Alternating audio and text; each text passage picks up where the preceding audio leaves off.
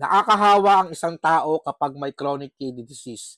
Yan po ang kadalasan ng mga sinasabi ng ibang tao na walang idea about sa chronic kidney disease. By the way, ako nga pala si John, 14 years kidney transplant. Alam nyo, as a kidney transplant, nalulungkot po ako sa mga ganitong balita. Hindi po ako gumagawa ng istorya, hindi po ako gumagawa ng invento.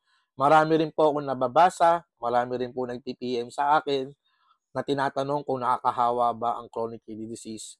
Ang sagot ko dyan ay hindi. Isa lang po akong pasyente at nanggaling po ako sa pagiging dialysis.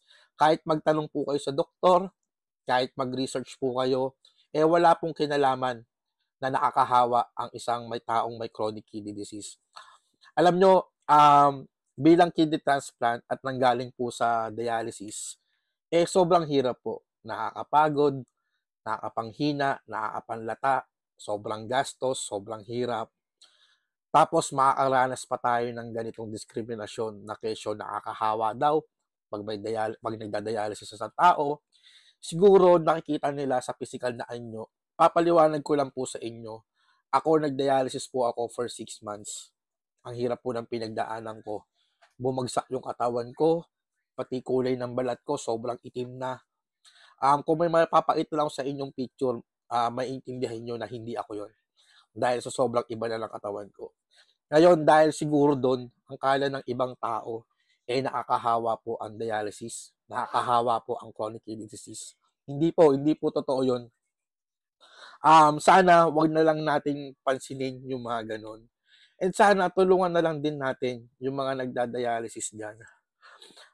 Kung makakakita kayo ng isang dialysis na umaabot ng 20 years, meron okay yung kulay, meron naman sobrang itim nila, lalo na pag matatanda, naka-wheelchair, hirap na hirap, malalaki yung mga ugat dito, at naranasan ko po yan.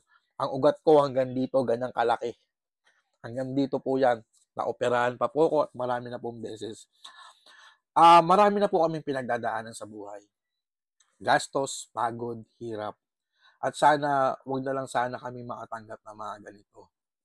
Bilang kidney transplant, hindi ko po tinatalikuran yung mga dialysis patient dahil marami po akong kaibigan ng mga nagda-dialysis. Ang sa akin lang po, gusto ko lang pong linawin sa inyo na hindi po nakakahawa ang isang dialysis patient.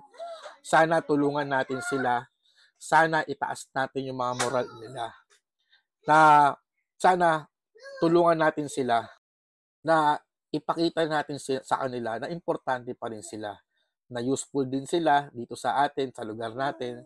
And lahat po ng mga dialysis patient, mga tao din po yan. Nahihirapan, napapagod, may damdamin din po.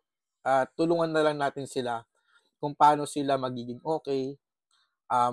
Na kausapin natin sila, ibigyan natin sila ng encouragement at lakas ng loob na makakayanan nila lahat ng mga pagsubok.